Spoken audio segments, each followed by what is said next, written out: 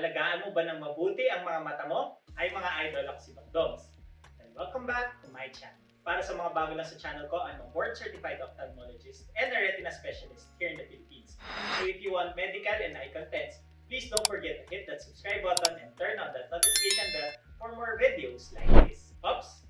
Disclaimer lang, ang mga videos na ginagawa ko ay hindi para mag-diagnose ng mga iba't ibang sakit nyo sa mata dahil mahirap mag-diagnose sa ganitong platform.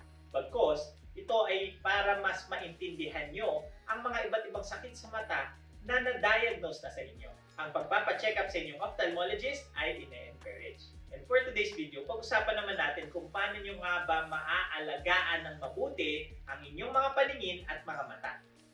Tara, let's discuss. Ang mga mata natin, ang mga bintana natin sa mundo na nagbibigay ng pagkakataon na makita ang kagandahan ng buhay. Ngunit gaano kadalas nga ba natin naiisip na alagaan ang ating mga mata? At sa video na ito, ibabahagi ko sa inyo ang mga importanteng tips kung paano nga ba alagaan ng maayos ang ating mga mata at paningin.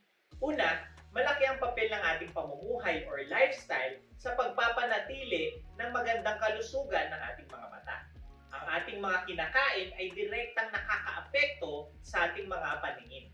Ang pagdagdag ng mga pagkain na may bitaminang A, C, E, mga may lutein at zeaxanthin, zinc, pati na rin ang mga pagkain may omega-3 fatty acid ay makakatulong maprotektahan ang mga mata natin mula sa sakit ng dahil sa pag-edad tulad ng age-related macular degeneration, cataract at dry eyes.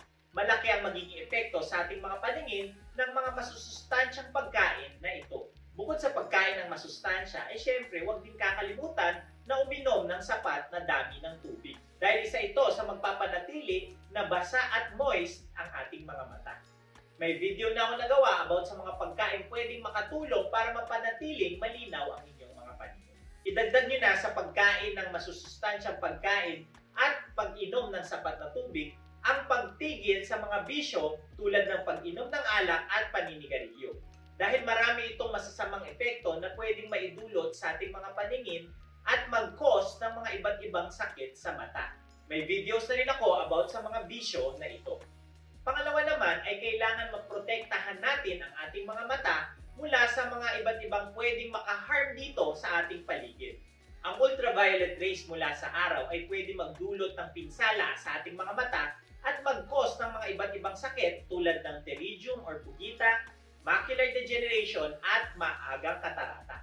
Kaya napakalaga na umiwas na lang lumabas ng bahay lalo na kung masyadong tirik at ma-expose kayo sa araw. At kung kailangan talagang lumabas, ay huwag kalimutang magsuot ng sunglasses para maprotektahan ang inyong mga mata mula sa UV rays nito kahit na maulap pa. Bukod sa exposure mula sa araw, ang exposure din sa iba't ibang digital devices ay kailangan din nating bawasan. Ang mahabang oras na paggamit ng mga gadgets ay pwedeng mag-cause ng mga sakit sa mata tulad ng digital eye strain at dry eye syndrome. Kaya tiyakin na kumuha ng regular na pahinga na naaayon sa 20-20-20 rule na kung saan every 20 minutes na na-expose kayo sa inyong digital devices ay magpahinga kayo ng at least 20 seconds at tumingin kayo sa malayo ng at least 20 feet away para makaiwas ang mga mata mula sa madaling pagkapagod at pagkatuyo nito. Makakatulong din kung i-adjust nyo ang brightness ng inyong mga screen para makatulong maiwasan ang madaling pagkapagod at pagkasakit ng inyong mga mata. Iwasan nyo na rin ang mga pwedeng tumama or pumasok sa loob ng inyong mga mata tulad ng hangin, usok, or kahit anong pwedeng makapuwing at tumama sa inyong mga mata. Kahit nasa bahay man kayo at lalo na sa trabaho. Especially sa mga construction sites tulad ng pagwe-welding or marami pang iba na pwedeng matamaan ang inyong mga mata at magkaroon ng damage dito. Magsuot ng tamang panangga or eye goggles na sealed para makatiyak na walang makakapasok or tumama sa inyong mga mata. Pangatlo, ito mukhang simple lang. Pero ito ay isang epektibong pamamaraan para mapangalagaan ang inyong mga mata. Alam mo ba na ang tama at regular na paghugas ng kamay ay mahalaga sa pangangalaga ng ating mga mata?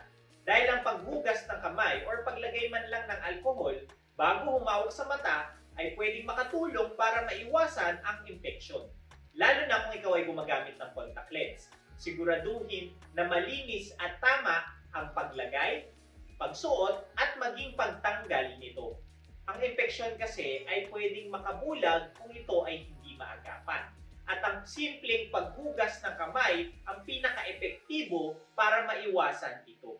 Pang-apat, ang regular na pagpapacheck up ng inyong mga mata ay isa sa mga basic at simpleng paraan para mapangalagaan ito. Kahit na hindi ka nagsusuot ng salamin or contact lens o di kaya wala kang nararamdaman na sintomas sa inyong mga mata, ay mahalaga pa rin na ikaw ay nagpapacheck up ng regular para ma-examine ng maayos ang inyong mga mata.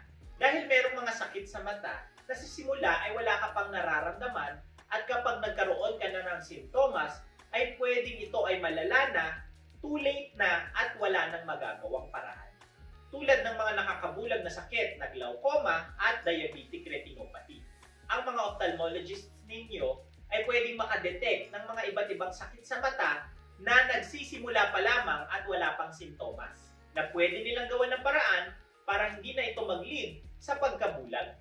Tandaan na ang maagang pagtuklas sa mga sakit nyo sa mata ay mahalaga para mapanatili ang magandang paningin. And lastly, panglima, ito ay para naman maprotektahan ang mga paningin ng mga bata. Dahil ang pagkabata ay isang mahalagang panahon para sa pagdevelop ng paningin ng mga bata. Dahil sa mga bata, ang mga paningin nila ay hindi pa ganun ka-develop at nagde-develop pa lamang. At importanteng walang humadlang sa pagdevelop nito para mapanatiling malinaw ang kanilang mga paningin at madala nila ito hanggang sa kanilang pagtanda. Dahil anything na humadlang sa pagdevelop ng kanilang paningin ay pwedeng mag-lead sa tinatawag na sakit na amblyopia or lazy eye, na kung saan ay tinatamad ng mag-develop ang mata at magiging malabo na ito na pwede nilang madala hanggang sa kanilang paglaki.